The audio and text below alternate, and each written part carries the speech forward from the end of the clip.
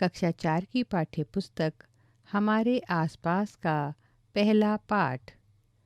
चलो चलें स्कूल। पृष्ठ 1। आओ कुछ बच्चों से मिलें और देखें कैसे कैसे ये बच्चे स्कूल पहुंचते हैं। बांस से बना पुल। ये है असम। हमारे यहाँ बारिश बहुत होती है। कभी कभी तो चारों तरफ घुटनों तक पानी भर जाता है। फिर भी हम स्कूल जाने से नहीं रुकते। एक हाथ में किताबें उठाते हैं और दूसरे हाथ से बांस को पकड़ते हैं। हम जल्दी जल्दी बांस और रस्सी से बना पुल पार कर जाते हैं। चलो करके देखें। कुछ ईंटें लो, इन्हें किसी खुली जगह पर सीधी लाइन में रखो। अब इन पर चलने की कोशिश करो। क्या यह आसान लगा? अपनी टीचर की मदद से 4-5 बांसों को बांधकर एक छोटा सा पुल बनाओ। उस पर चलकर देखो, तुम्हें कैसा लगा? गिरे तो नहीं? कई बार चलोगे तो आसान लगने लगेगा। जूते या चप्पल पहनकर पुल पर चलना ज़्यादा आसान होगा या नंगे पैर? बताओ, ऐसा क्यों? पृष्ठ 2। ट्रॉली से। ये लद्दाख है। लद्दाख के बच्चे कहते हैं, स्कूल पहुंचने के लिए हमें रोज़ नदी पार करनी होती है। खूब चौड़ी और गहरी नदी। नदी के पार जाती हुई मजबूत लोहे की रस्सी होती है। यह दोनों तरफ से भारी पत्थरों या पेड़ों से कसकर बंधी रहती है। ट्रॉली या लकड़ी से बना झूला पुली की मदद से इस रस्सी पर सरकती है। हम 4-5 बच्चे एक साथ ट्रॉली में बैठ जाते हैं और पहुंच जाते हैं नदी के उस पार। करके देखो। यहाँ एक चित्र दिखाया गया है जिसमें बच्चे कुएं से बाल्टी खींच रहे हैं।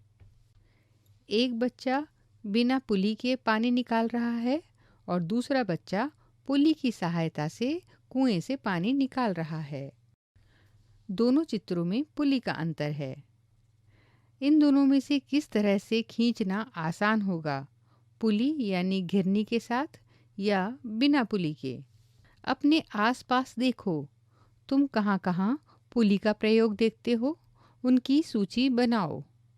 तुम भी चरखी या खाली धागे की रील से पुली बनाकर कुछ सामान उठाने की कोशिश करो। पृष्ठ 3। सीमेंट का पुल। हमें भी कई बार कई जगह पानी पार करना पड़ता है, तब हम भी पुल से जाते हैं। ये सीमेंट, ईंटों और लोहे के सरियों से बने होते हैं। पुल पर चढ़ने उतरने के लिए सीढ़ियाँ भी होती हैं। यह पुल बांस के बने पुल से किस तरह अलग है?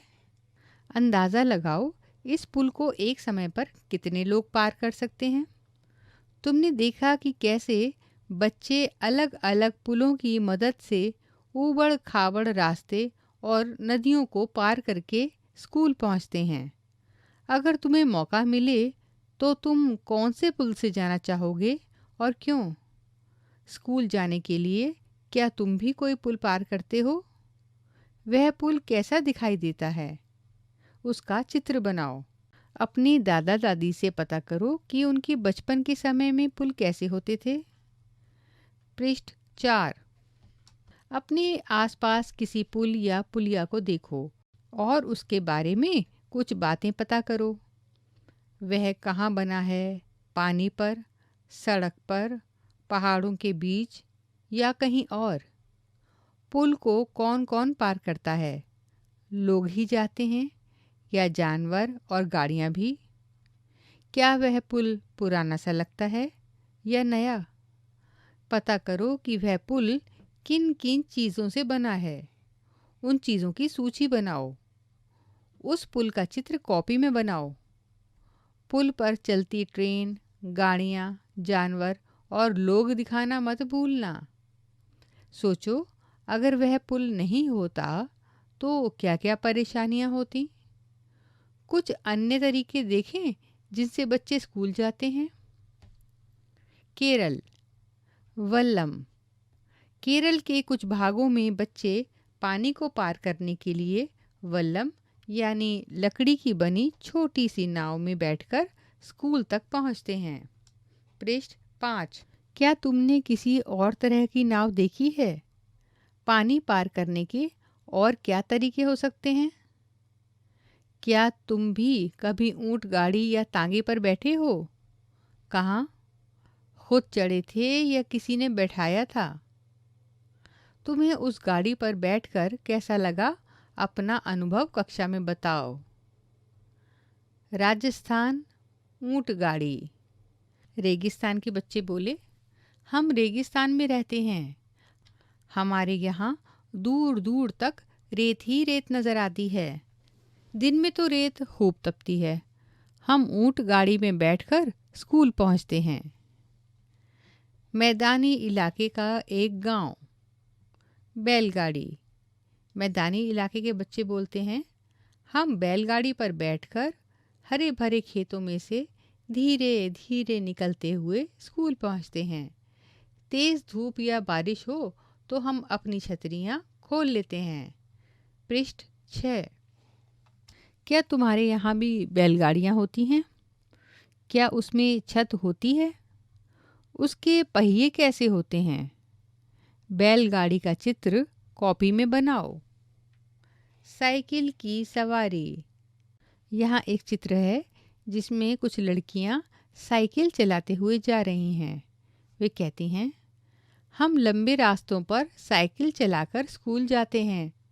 पहले तो स्कूल दूर होने के कारण कई लड़कियां स्कूल जा ही नहीं पाती थीं, पर अब 7-8 लड़कियों की टोली मुश्किल रास्तों को भी पार कर जाती है। अब बताओ, तुम्हारे स्कूल में कितने बच्चे साइकिल से आते हैं? क्या तुम्हें साइकिल चलानी आती है? यदि हाँ, तो किससे सीखी? पृष्ठ 7। यहाँ एक चित्र दिया गया है जिसमें बाइक के पीछे लकड़ी के फट्टों से बैठने की जगह बनाई गई है, जिसमें कुछ बच्चे बैठे हैं। ये बच्चे कहते हैं, यह है जुगाड़। हमारी गाड़ी का नाम है जुगाड़। यह फटफट करती हुई चलती है ना शानदार? आगे से देखो तो मोटर बाइक की तरह दिखाई देती है, पर पीछे से लकड़ी के फट्टों से बनी है। क्या तुम्हारे इलाके में भी इस तरह की गाड़ी होती है? तुम्हारे यहाँ इसे क्या कहते हैं? तुम ऐसी गाड़ी में बैठना पसंद करोगे? बताओ क्यों? क्या तुम बता सकते हो इसे जुगाड़ क्यों कहते हैं? जुगाड़ पुराने बचे सामान के इस्तेमाल से बनता है। तुम भी कुछ चीज़ों के जुगाड़ से कोई नई चीज़ बनाओ। सोचो, क्या ऐसी कोई जगह है जहाँ इनमें से कोई भी गाड़ी नहीं पहुँच सकती? हाँ, ऐसी जगह भी हैं। पृष्ठ 8। जंगल से जाते बच्चे। स्कूल पहुँचने के लिए हमें घने जंगल से निकलना पड़ता है। कहीं कहीं जंगल इतना घना होता है कि दिन में भी रात जैसा लगता है। उस सन्नाटे में कई पक्षियों और जानवरों की आवाज़ें सुनाई देती हैं। अब बताओ, क्या तुम कभी घने जंगल या ऐसी किसी जगह से गुजरे हो? कहाँ? अपने अनुभवों के बारे में कॉपी में लिखो। क्या तुम कुछ पक्षियों को उनकी आवाज़ों से पहचान सकते हो? कितनों की आवाज़ खुद निकाल सकते हो? आवाज़ निकालो। बर्फ़ पर चलते बच्चे। देखो हम कैसे स्कूल पहुंचते हैं। मीलों फैली बर्फ़ पर चलकर। हम हाथ पकड़ पकड़ कर बर्फ़ पर पैर जमाते हुए ध्यान से चलते हैं। ताज़ी बर्फ़ में पैर धंस जाते हैं। अगर बर्फ़ जमी हुई हो तो फिसल भी सकते हैं। क्या तुमने इतनी ज़्यादा बर्फ़ देखी है? कहाँ पर? फिल्मों में या कहीं और? पृष्ठ 9। क्या ऐसी जगहों पर हमेशा ही बर्फ़ रहती है? क्यों? अब बारी है उत्तराखंड की। उत्तराखंड के बच्चे बोलते हैं, ऊबड़ खाबड़ पथरीले रास्ते। हम पहाड़ी इलाकों में रहते हैं। यहाँ दूर दूर तक ऊबड़ खाबड़ पथरीले रास्ते हैं। मैदानों या शहर में रहने वाले बच्चों को भले ही मुश्किल लगे, हम तो भागते हुए पहाड़ी रास्ते पार कर जाते हैं। चाहे घने जंगल हों, खेत हों, पहाड़ हों या फिर दूर दूर तक फैली बर्फ, हम बच्चे स्कूल पहुंच ही जाते हैं। क्या स्कूल पहुंचने में तुम्हें भी कोई परेशानी होती है? तुम्हें किस महीने में स्कूल जाना सबसे अच्छा लगता है और क्यों? तो फिर मेरी चाल देखना। मैदान में या स्कूल में किसी खुली जगह पर सब बच्चे इकट्ठे हो जाओ। अब बताई गई स्थितियों में तुम कैसे चलोगे, करके दिखाओ। अगर ज़मीन एकदम गुलाब की पंखड़ियों जैसी हो, अगर ज़मीन कांटों भरे मैदान में बदल गई हो और आसपास ऊंची ऊंची घास हो, अगर ज़मीन ठंडी ठंडी बर्फ से ढक गई हो, क्या हर बार तुम्हारी चाल बदली? चर्चा करो। पृष्ठ 10। सज़ा नहीं। बच्चों की कलम से। टेस्ट में फेल हो गए तो 30 डंडे, टेस्ट में मस्ती की तो 15 डंडे, अगर होमवर्क नहीं किया तो 8 डंडे, नाखून, दांत, ड्रेस साफ सुथरे ना हों तो 30 दंड बैठक। अगर टीचर क्लास में ना होने पर मस्ती करोगे तो 2 घंटे तक एक पैर के बल पर खड़े रहना।